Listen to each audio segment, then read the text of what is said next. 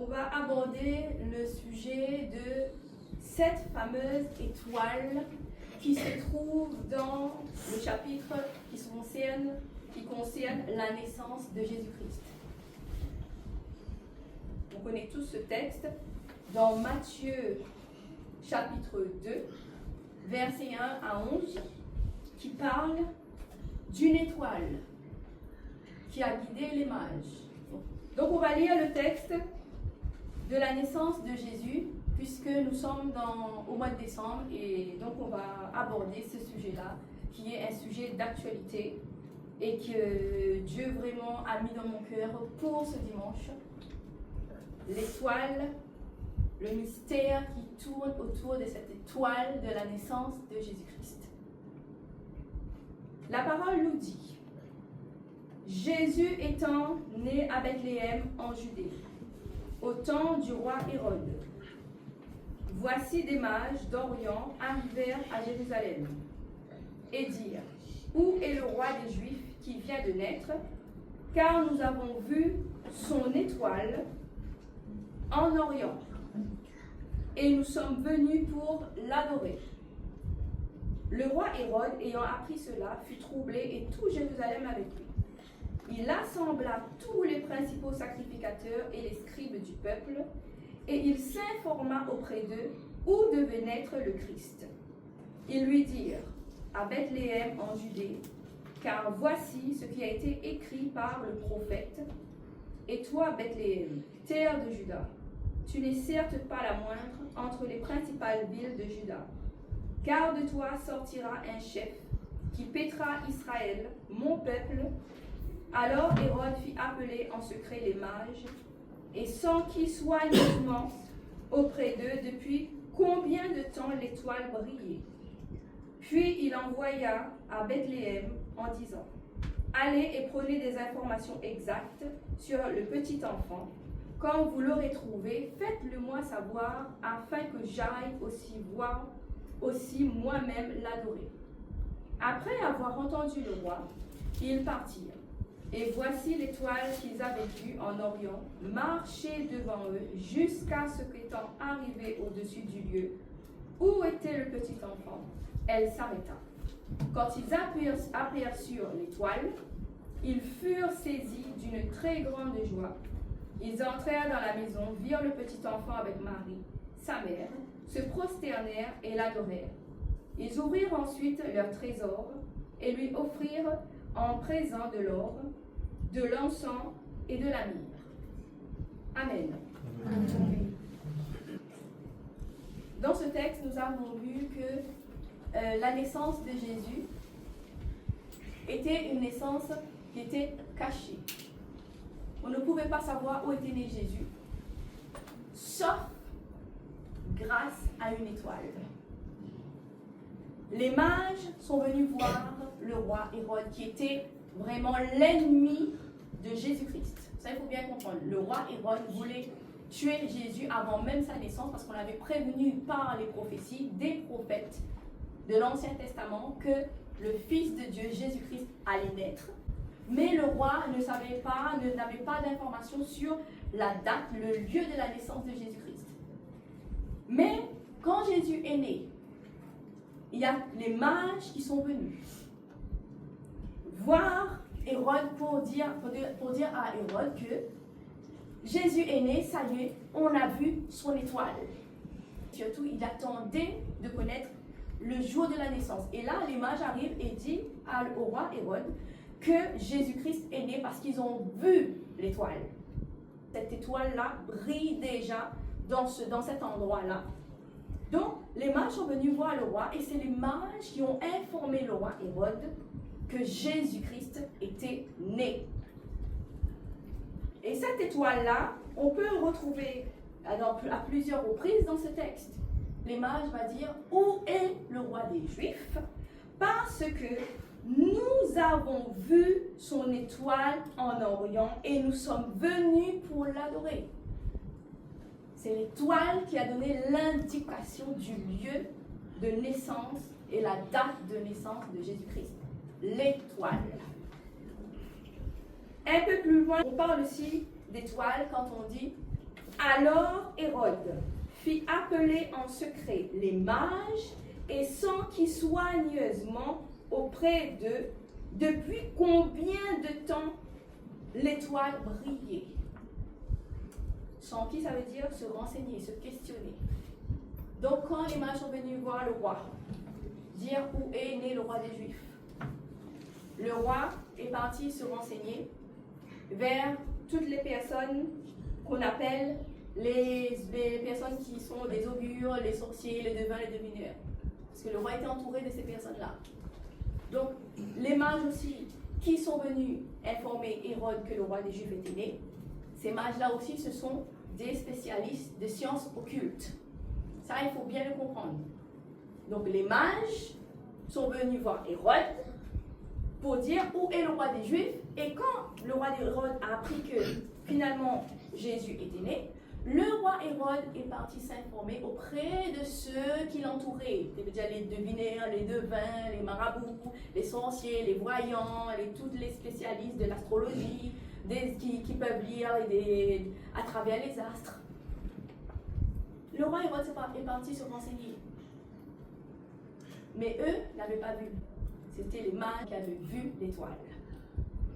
Donc, le roi voulait savoir depuis combien de temps brillait, parce que lui n'était pas capable de connaître. Un peu plus loin, on parle aussi de l'étoile, et on dit, et voici, l'étoile qu'il avait vue en Orient marchait devant eux jusqu'à ce qu'étant arrivé au-dessus du lieu où était le petit enfant, elle s'arrêta. Ça veut dire qu'en route, les mages ont vu que l'étoile marchait. Et tant que l'étoile marchait, bougeait, c'est qu'ils n'étaient pas arrivés au lieu exact de l'endroit où était né Jésus. Mais une fois que l'étoile s'est arrêtée de marcher, et bien c'est là qu'ils ont vu que Jésus était né dans ce lieu-là. L'étoile, quand elle marchait, elle donnait la direction. Quand elle s'est arrêtée, elle a donné le lieu précis de la naissance de Jésus-Christ. Un peu plus loin, la Bible dit, quand ils aperçurent l'étoile, ils furent saisis d'une très grande joie. Parce qu'ils ont découvert qui? Jésus-Christ. Et surtout, ils ont compris, les mages, que cette étoile leur a guidés dans le lieu exact de la naissance de Jésus-Christ. Et donc, maintenant, on va arriver à ce qui nous intéresse. Que signifie cette étoile? Que signifie cette étoile? Puisque Jésus est né dans l'étable, dans ce lieu terrestre, alors que signifie cette étoile? L'étoile n'était pas sur la terre. Donc, mon enseignement d'aujourd'hui, c'est de vous expliquer que représente l'étoile de la naissance de Jésus-Christ, ce mystère de l'étoile. Tout d'abord, donc je vous donne une définition claire et nette de qu'est-ce qu'un mage. Parce que beaucoup de chrétiens pensent que les mages étaient des serviteurs, des alliés de Dieu. Non? Non, non, non, non. Un mage, c'est tout simplement un spécialiste des sciences occultes. Il ne faut pas confondre. Parce que beaucoup de chrétiens adorent les mages, honorent les mages, parce que c'est les mages qui ont vu l'étoile de la naissance de Jésus. Un mage, c'est un faux prophète, ce n'est pas un prophète de Dieu. Un mage, c'est un sorcier, c'est un marabout, c'est un voyant, c'est un devin, un devineur, tout ce qu'on peut appeler là. C'est un spécialiste de l'astrologie. Il peut lire à travers les astres. Un mage n'est pas un serviteur de Dieu. Donc j'espère que là-dessus, au moins, vous êtes bien éclairés. Donc quand on n'est pas serviteur de Dieu, on sert Satan. Parce qu'il faisait aussi la magie noire. Parce que le mot mage veut dire en grec magos, qui veut dire magie. Dieu n'est pas dans la magie. Mage, magos, magie. Magie noire, magie blanche. Tout ça n'est pas l'œuvre de Dieu. Donc ce sont ces mages-là qui ont vu cette étoile et qui se sont mis en route pour aller dans la direction de la naissance de Jésus-Christ. Et ce qu'il faut faut comprendre à travers cette étoile, c'est que à chaque naissance, il y a une étoile qui apparaît. Chaque personne qui naît sur cette terre a une étoile. Le jour de la naissance de chaque être humain sur la terre, il y a une étoile qui apparaît. Et le jour du décès de la personne, cette étoile disparaît. Donc là, on va entrer dans, on va dire, le monde invisible, le monde spirituel, sur l'enseignement de l'étoile mystérieuse qui entoure la naissance de Jésus-Christ. Et vous allez comprendre beaucoup de choses sur les problèmes que vous avez aujourd'hui. Et le but, c'est, comme Dieu dit, c'est que vous serez affranchis quand vous allez connaître la vérité. Amen. Nous avons tous une étoile quand on vient au monde. Et malheureusement, cette étoile-là, on ne peut pas la voir à l'œil nu. Cette étoile est spirituelle. Cette étoile, un homme normal, une femme normale, ne peut pas voir cette étoile. Parce que l'étoile est dans le monde invisible, dans le monde spirituel. Il n'y a qu'une poignée de personnes qui sont capables, qui sont aptes de voir l'étoile d'une personne qui naît, qui apparaît. Ce sont les personnes comme les mages. Les personnes qui sont spécialisées dans les sciences occultes, la magie noire, la magie blanche, l'astrologie, la numérologie, la cartomancie, toutes ces personnes-là sont aptes, sont capables parce qu'ils ont le troisième œil développé, ils voient l'étoile de quelqu'un. Nous avons tous une étoile. Ces personnes qui sont spécialisées dans l'astrologie sont capables de scruter le ciel céleste, le monde spirituel pour voir, ah, il y a une étoile qui apparaît aujourd'hui, donc il y a quelqu'un qui vient de naître. Et les personnes qui sont spécialisées dans le culte aux étoiles, ces personnes-là vont regarder surtout un point sur l'étoile. C'est la brillance, l'intensité de la lumière de cette étoile. Quelle est l'intensité de l'éclat de cette étoile?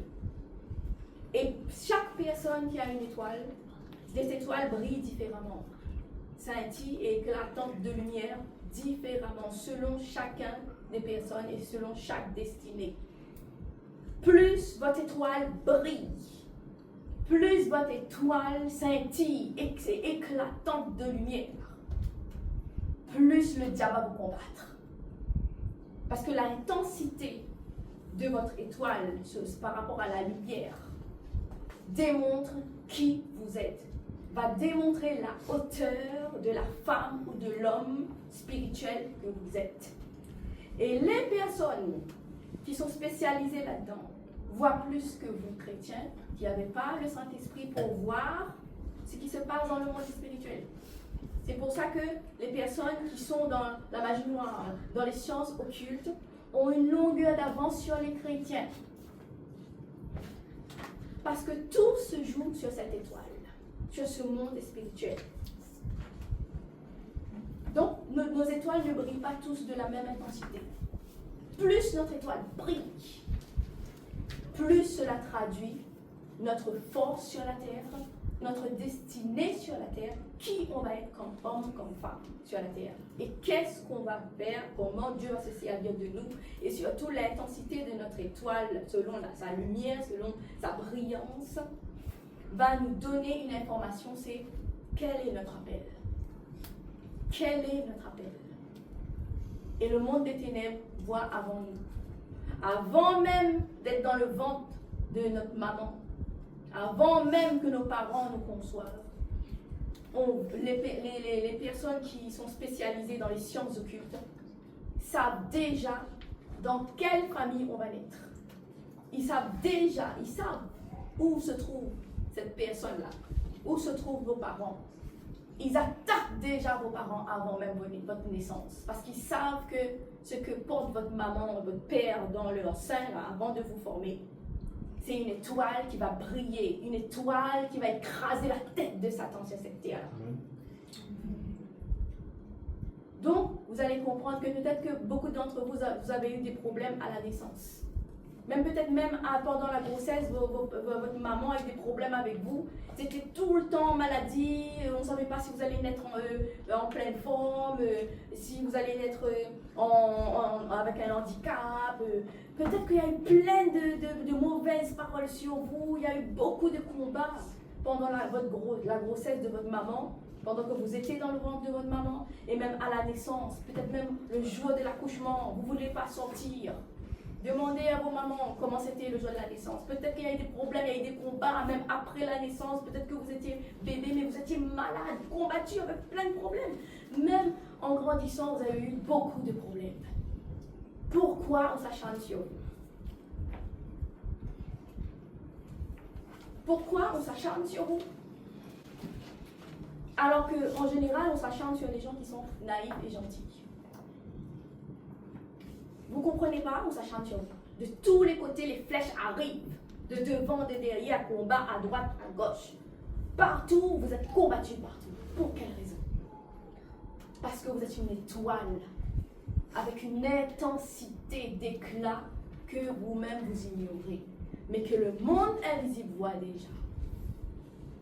Donc le but, c'est de vous tuer avant que vous arriviez à franchir la ligne d'arrivée et que vous entrez dans votre appel.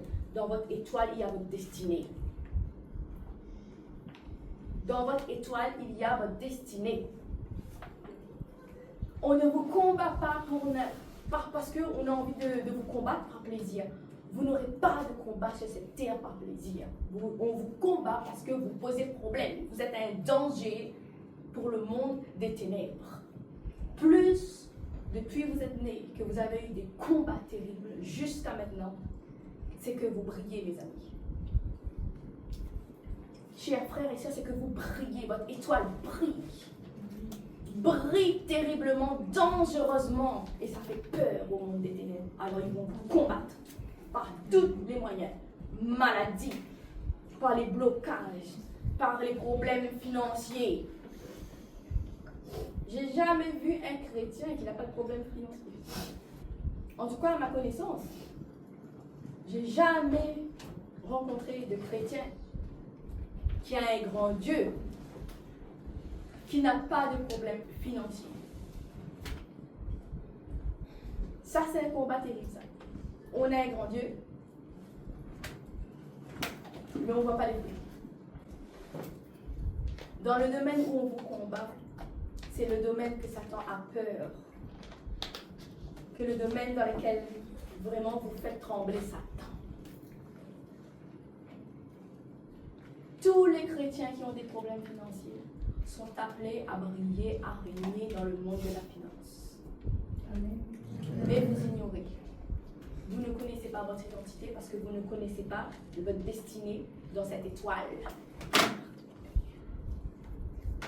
L'étoile de la naissance de Jésus-Christ. C'est l'étoile de chacun de nous ici sur la terre. Amen. Dans cette étoile, toutes les informations sur chaque personne est inscrite dedans. Dans cette étoile, vous avez votre mariage. Amen. Vous avez votre vie professionnelle. Vous avez votre vie familiale. Vous avez vos enfants, vous avez tout. Lorsque vous naissez sur cette terre, que votre étoile brille comme celle de Jésus, Satan lance l'assaut. Lui et toutes ses ouvriers, tous ses serviteurs vont se lancer à votre attaque. Voyez là quand vous avez des attaques de moustiques, à l'attaque. Tout le monde sur vous. Toutes les personnes que vous allez rencontrer vont s'attaquer à vous. Vont s'attaquer à vous. À l'école, ça commence à l'école. Vous êtes le vilain petit canard, personne ne veut de vous. Vous êtes toujours la personne qui est rejetée. Vous êtes toujours la personne qui est rejetée. Il y a toujours ce groupe-là qui est populaire et vous n'êtes jamais dedans. Et en plus, on vous fait comprendre que vous êtes moins que tout le monde. Vous êtes rejeté. Jésus, c'était la pierre qu'on a rejetée. C'était lui, la pierre angulaire. Vous êtes pareil. Rejeté. Vous changez d'école, même chose. Vous êtes rejeté, on ne vous aime pas. Vous êtes la personne la moins populaire, on ne vous aime pas. Pourtant, vous êtes là, vous ne faites rien de mal à personne. Mais vous n'êtes pas aimé. On ne vous aime pas. Les profs ne vous aiment pas. Vous êtes rejeté de tous les côtés, vous êtes rejeté. Même si vous avez un travail, parmi vos collègues, vous êtes rejeté. Vous êtes rejeté. Vous êtes celui sur qui on va mettre tous les problèmes. Vous êtes là, le bouc émissaire de tout le monde. Parce que votre étoile dérange. C'est pas vous, c'est votre étoile. C'est votre étoile qui brille tellement. Et quand l'étoile brille, la lumière resplendit. Quand la lumière resplendit, qu'est-ce qui se passe? Tous les hommes d'ombre sont éclairés. Et je peux vous dire que les personnes qui ne vous aiment pas là sont dans l'ombre. Il y a plein de choses que ces personnes-là ne veulent pas qu'on découvre. Et vous venez avec votre lumière et c'est comme si cette lumière est comme un phare dans la nuit. Et là, à chaque fois que vous regardez quelqu'un, il y a la lampe qui s'allume et vous voyez tout ce qui est dans l'ombre de la personne. Vous croyez que vous allez être aimé? Non. C'est l'étoile. Dans tous les domaines de votre vie, vous êtes rejeté. Rejeté.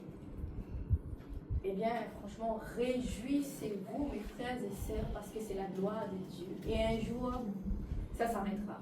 Il y a un stop à tout ça. Mais il faut comprendre, il y a un stop à tout ça. Dieu vous prépare dans l'ombre pour la gloire. Amen. Et surtout, il y a une attaque qui va vraiment vous montrer que vous êtes très spirituel. Bon, vous allez recevoir ces assauts-là. C'est le monde spirituel. Quand vous avez des attaques de démons, quand vous avez des attaques de mauvais esprits, ça vous éclaire sur votre destinée. Vous savez que vous allez combattre ces esprits, ces mauvais démons, tout ça, ça sera votre vie, c'est inscrit dans votre étoile, c'est votre destinée. Depuis que vous êtes né, vous recevez que des attaques des esprits invisibles. Mais vous voyez, on vous attaque, mais c'est dans le monde invisible. Plus vous allez être attaqué par les esprits mauvais, les démons, et plus vous allez comprendre que Dieu vous appelle dans ce monde spirituel. Parce que pour rentrer dans le monde spirituel, il faut comprendre d'abord les attaques. Et surtout, comme ici c'est un ministère de délivrance, pour comprendre la délivrance, déjà il faut avoir subi l'assaut du monde spirituel et surtout de démons, des mauvais esprits, pour pouvoir comprendre les personnes que Dieu va vous envoyer. Et c'est pour ça qu'il y a beaucoup de personnes qui posent la question aussi, qui me posaient la question, pour quelle raison? C'est surtout dans le milieu de l'église où il y a des personnes qui croient en Dieu qu'il y a beaucoup de possessions démoniaques. Pour quelle raison? Vous avez fait aussi ce constat-là? Pourquoi c'est autour de l'église, le monde des croyants, de la foi, qu'il y a beaucoup de possédés, il y a beaucoup de possessions démoniaques? Parce que les personnes qui sont très attaquées par les démons sont les personnes qui ont des étoiles qui brillent, qui sont appelées à devenir des grands serviteurs de Dieu puissants avec des onctions terribles pour la délivrance. Le diable a peur. Ces personnes-là sont une menace pour le diable. Donc le diable les attaque avant que la personne découvre son appel. Mais une fois que la personne passe dans ce cap-là, le diable va courir. La peur va changer de camp. Il n'y aura plus jamais d'attaque démoniaque contre la personne qui découvre son appel. C'est la personne qui va mettre le diable en fuite. Amen. Parce que ce qu'il y a dans l'étoile, ce que Dieu a déposé dans la personne, à un moment donné, ça sort. Quand on arrive jusqu'au bout, qu'on franchisse vraiment ces lignes d'arrivée et qu'on arrive vraiment à franchir tous les obstacles, toutes les barrières que Satan nous envoie. L'étoile de la naissance de Jésus, c'est la même étoile que vous avez lorsque vous êtes né. Et surtout, cette étoile n'est pas visible par n'importe qui. C'est pour ça que le roi lui-même n'était pas capable de repérer cette étoile, donc il n'était pas capable de connaître que Jésus était né, et surtout, où était l'endroit de la naissance de Jésus. Donc le roi est parti se renseigner vers qui? Vers un astrologue, numérologue, spécialiste des sciences occultes, tout ça. Il est parti se renseigner parmi son entourage pour savoir maintenant où est ce lieu. Puisque les mages avaient dit que Jésus était né. Mais les mages n'ont pas dit où ça. Quand les mages sont arrivés auprès du roi Hérode, ils ne savaient même pas encore où était le lieu de la naissance. Ils savaient juste que c'était né parce que l'étoile apparaît dans le ciel. Et le roi Hérode est parti chercher ses spécialistes des sciences occultes, ceux qui pratiquent la magie noire, ses devins, ses divinaires, pour leur demander où se trouve maintenant Jésus, puisque les mages m'ont dit que Jésus était né, parce qu'ils ont vu l'étoile. Ils ont vu l'étoile. Jésus est né. Maintenant, je vous charge à vous, mes sorciers, de trouver l'endroit. Dites-moi où est né Jésus. Mais quand on lit bien l'histoire, on sait que Dieu a guidé les mages. Parce que déjà, le roi Hérode a demandé aux mages d'aller voir, de chercher cet endroit. Et surtout, lorsqu'ils trouveront l'endroit où est né Jésus, de venir l'informer. Les mages n'ont jamais fait demi-tour pour informer le roi Hérode. Les mages ont été touchés par Jésus, Dieu, surtout par Dieu, et Dieu les a détournés de l'objectif du roi, parce que le roi voulait savoir où était Jésus pour tuer Jésus. Et les mages sont venus déposer des cadeaux. Alors comment c'est possible? Les spécialistes des sciences occultes viennent déposer des cadeaux au pied de l'enfant de Jésus. Deux mondes qui se contredisent au même lieu. Comment c'est possible? Ceux qui pratiquent la magie noire, les devinaires, les devins, les faux prophètes, sont sortis pour venir adorer et apporter à l'enfant Jésus les cadeaux, alors qu'ils ne sont pas du même monde. Ce qu'il faut comprendre là-dedans, c'est que Dieu est souverain et que Dieu soumet toute puissance diabolique sous ses pieds. Les spécialistes des sciences occultes, la magie noire, la sorcellerie et tout là, sont venus apporter des cadeaux aux pieds d'un bébé. Quelle humiliation pour le monde des ténèbres. En faisant ceci, Dieu nous explique qu'il est capable de mettre à nos pieds, ces habiteurs de Dieu, le monde des ténèbres et tous ses spécialistes. Amen. Toutes les personnes qui pratiquent la magie noire vont venir à nos pieds. Amen. Au nom de Jésus-Christ. C'est Dieu qui décide, pas le monde des ténèbres. Tant que vous êtes sur la terre, le monde des ténèbres va s'acharner sur vous dans tous les domaines possibles. Vous allez avoir de terribles combats. Dans tout.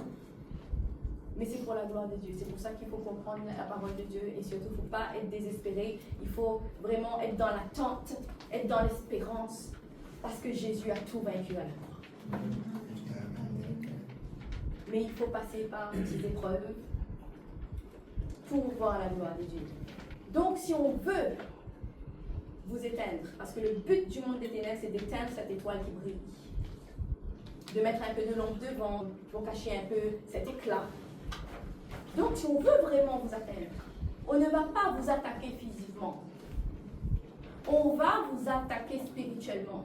On va aller attaquer votre étoile. C'est pour ça que là, il faut dominer dans le monde spirituel. Là, c'est le combat spirituel. Il y a beaucoup de chrétiens qui refusent d'entrer là-dedans. Après, chacun est libre de croire ou de ne pas croire. Quand on veut vous faire du mal, on ne va pas s'attaquer à vous physiquement. On va s'attaquer à vous spirituellement. Et c'est là qu'entrent en jeu les serviteurs des Satan. C'est pour ça que les chrétiens ont beaucoup de problèmes dans le monde spirituel, parce que les chrétiens sont ignorants de ces choses-là. Le combat spirituel existe. C'est une réalité pour les chrétiens. Donc on va attaquer votre étoile de toutes sortes de moyens possibles. Donc c'est pour ça qu'il y a beaucoup de personnes qui voient leur mariage voler en éclats. Parce que peut-être qu'il y a le jaloux d'à côté là, qui n'est pas marié, qui voit les deux mariés vivre tranquillement heureux. Et puis ben non, ben ils sont trop dans la paix là. Ben là, qu'est-ce qu'il va faire le jaloux d'à côté? Il va aller voir qui? Le sorcier du coin, le marabout, le devineur, le magicien qui fait des pratiques occultes. Il va aller voir là. Mariage vol en éclats. Quand vous avez un travail, vous êtes parmi vos collègues, le collègue là, le jaloux d'à côté, il ne vous aime pas. Il ne peut pas venir vous poignarder comme ça. Après, il y en a qui le font vraiment maintenant, c'est eux qui vous tirent dessus, ou voilà. Mais il y en a, ils sont trop malins. Ils vont le faire discrètement. Alors, le collègue jaloux, il va faire quoi? Vous le gênez. Il ne vous aime pas, vous n'avez rien fait, voilà. Il va faire quoi? Eh bien, il va aller voir le magicien d'à côté, le sorcier d'à côté, le devineur ou le marabout à droite, à gauche, là-bas, là. Il va aller voir ça pour attaquer votre étoile. Et vous, vous allez dégager, vous allez perdre votre poste et lui va prendre la place. Le combat spirituel est dans le monde invisible, pas dans le monde visible. Chrétien, il faut vraiment s'ouvrir les yeux en ce temps-là, dans cette saison. Il faut vraiment comprendre ces choses-là parce que c'est contre ça qu'on se bat, nous, chrétiens. Donc, vous dégagez et lui, il prend votre place. Ni vu ni connu. Comment? Vous ne savez pas. Mais maintenant, vous allez le savoir. Vos enfants ont des problèmes, vous tombez tout le temps malade, vous allez chez le médecin, il n'y a rien. Vous faites les radios, les examens, il n'y a rien. Vous êtes très bien, madame, vous êtes très bien, monsieur, vous êtes en bonne santé, il n'y a rien. Juste qu'on a pris votre photo et que là-bas, eh bien, on va faire comme des petits babas, là, on va vous cliquer à chaque fois. Et vous allez, mal ici, mal là-bas, mal ici, mal là-bas. Ça fonctionne. Après, il y a ceux qui croient, ceux qui ne croient pas. Hein. Chacun est libre de croire ou de ne pas croire. Vous êtes tout le temps malade, mais la médecine ne peut rien faire pour vous parce qu'on ne voit pas que vous êtes malade. Il n'y a rien. On est en train d'attaquer votre santé. Dans votre étoile, il y a tout. Dans votre étoile, il y a tout ce que vous devez avoir comme vie sur la terre. Même votre intelligence.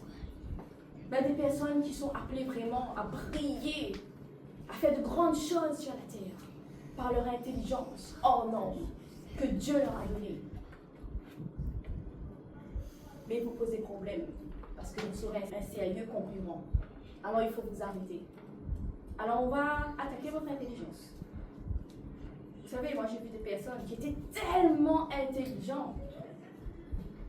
Aujourd'hui, vous savez où est-ce qu'ils sont alors qu'ils devraient vraiment bâtir des grands projets, briller aujourd'hui sur la terre?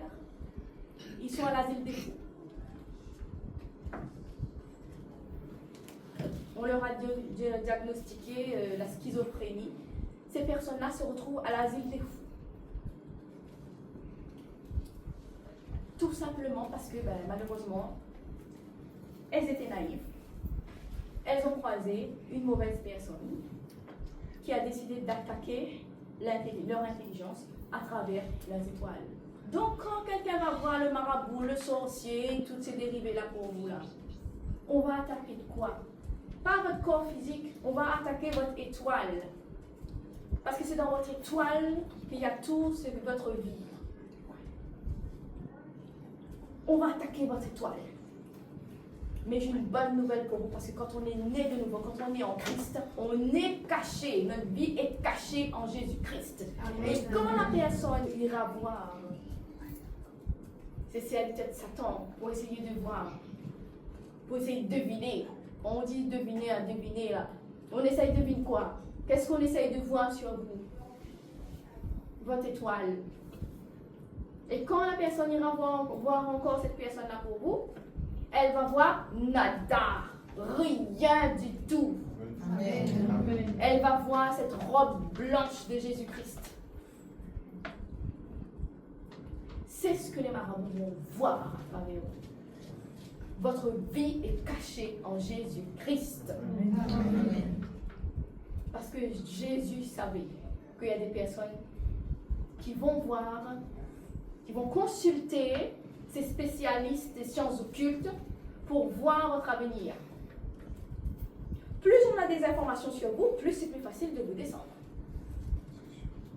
Plus c'est plus facile de vous barrer la route. Parce que si on sait dans quelle direction vous allez, eh bien, ils vont mettre la barrière où? Parce que si vous allez à droite, vos ennemis vont mettre la barrière où? À gauche? Non, il faut déjà trouver la direction, comme cette étoile de Jésus là. Il faut trouver la direction pour mettre la barrière là, pour vous barrer la route. Il faut trouver si vous allez à droite ou à gauche. Qui est capable de voir? Qui est capable de voir dans quelle direction vous alliez alors que vous ne connaissez pas la personne est loin de vous, vous n'habitez même pas dans la même maison que la personne. Tout est une question de voir. Qu'est-ce qu'on voit sur vous? Qui est capable de voir, d'avoir des informations sur vous?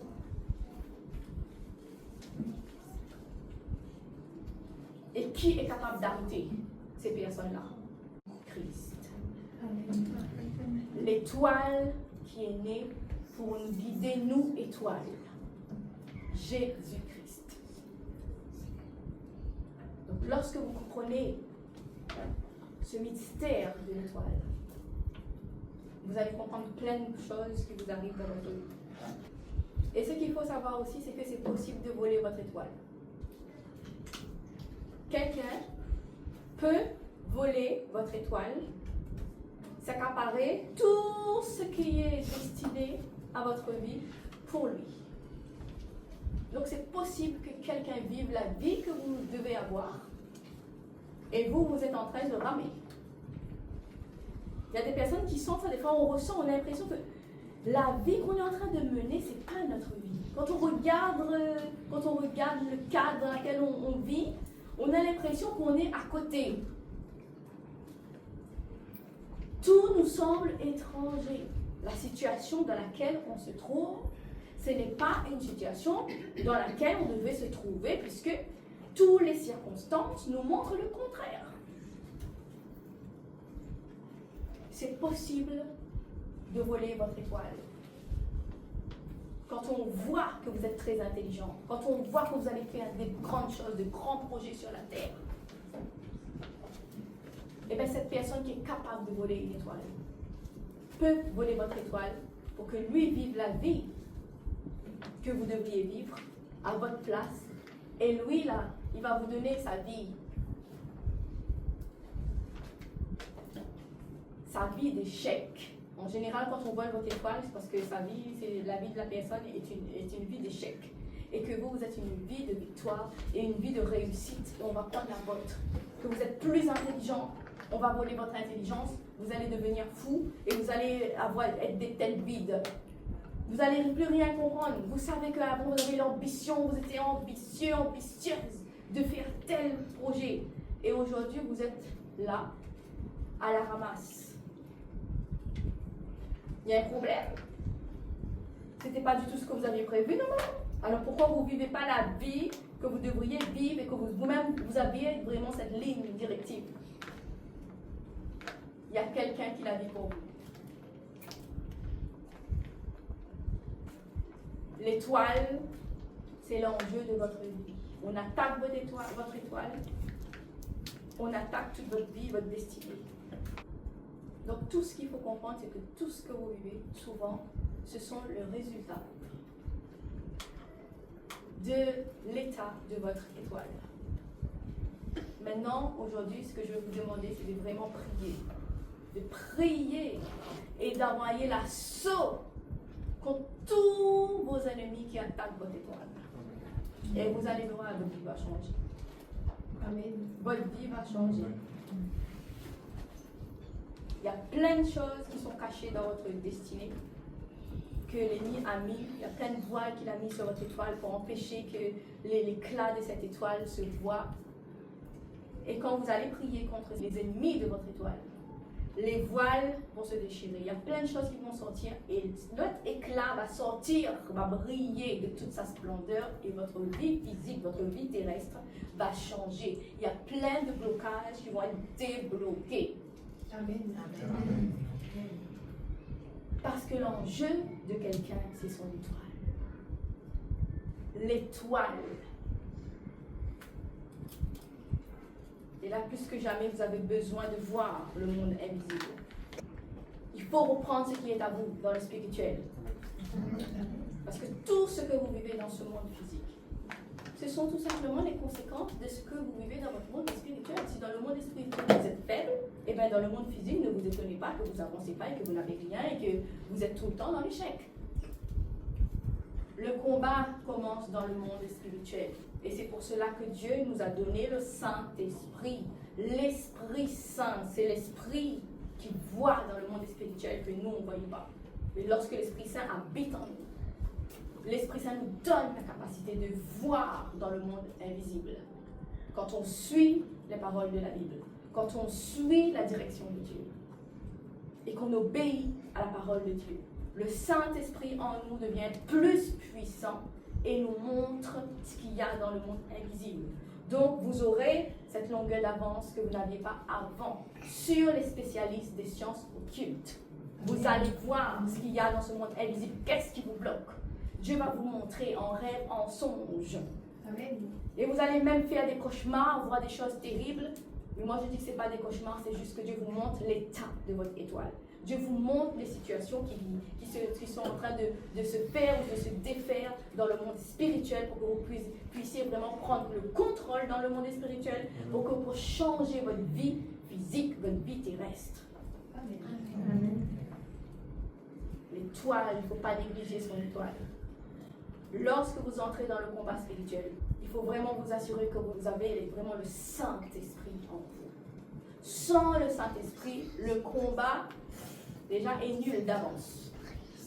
Sans le Saint-Esprit, votre combat spirituel est nul. Parce que sans le Saint-Esprit, il n'y aura pas de combat spirituel. Vous êtes battu d'avance. Même si vous aimez Jésus de tout votre cœur, vous pouvez aimer Dieu comme vous voulez. Si vous n'avez pas le Saint-Esprit, si le Saint-Esprit ne demeure pas en vous, si le Saint-Esprit n'est pas ancré, solidement assis en vous, vous ne pourrez pas vous battre dans le monde spirituel. Vous allez vous battre avec les sorciers, mes amis. On ne se bat pas contre un homme, contre une femme. On se bat contre les esprits méchants, les dominations de ce monde qu'on ne voit pas dans ce monde invisible. Dieu nous appelle vraiment, en tant que chrétiens cette saison, de nous réveiller dans le monde spirituel. Il faut se réveiller dans le monde spirituel. Il faut voir ce qu'on ne voulait pas voir peut-être avant. Il faut considérer le monde invisible. Tout se vit dans le monde invisible avant de voir dans le monde visible. On n'est pas là pour jouer avec les fleurs, hein, mes chers chrétiens, chrétiennes. On n'est pas là pour jouer, on ne joue pas là. Regardez votre situation. Qui joue avec vous là?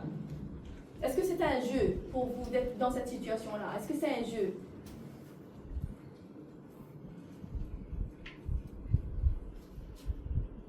Donc là, l'amour de Christ, là, c'est pour nous, quand on a accepté Jésus. Mais le combat spirituel, là-dedans, il n'y a pas d'amour. Hein? Là-dedans, il n'y a pas d'amour. Vous regardez dans quelle situation vous êtes. Est-ce qu'on vous fait des cadeaux? Est-ce qu'on s'amuse tranquillement avec vous et puis il n'y a pas de conséquences? Non, regardez. Problème, mariage. Problème dans les familles. Problème dans le travail. Problème financier. Problèmes de santé. Ce sont des problèmes. Ce n'est pas des jeux. Il faut se battre spirituellement et Dieu nous a donné l'âme puissante, le Saint-Esprit. Amen. Et c'est cette âme qui fait peur au monde des ténèbres. Quand vous prenez vraiment en considération la personne du Saint-Esprit qui est en vous, plus aucun serviteur de Satan ne pourra vous combattre et vous mettre à terre. C'est vous qui allez mettre en fuite tous ces serviteurs de Satan. Amen. Ils auront peur de vous. Le but, c'est que la peur vraiment change de camp. Avant, peut-être c'était vous qui avez peur. On vous menace à droite, la sorcellerie, le sorcier par ici, le sorcier par là-bas, vous aviez peur. C'était avant de naître de nouveau, avant de connaître la puissance qui est en vous. Maintenant, il faut faire marcher cette puissance. vous allez voir, plus jamais un spécialiste des sciences occultes viendra vous combattre. Il fuira loin de vous. Parce que c'est la parole de Dieu.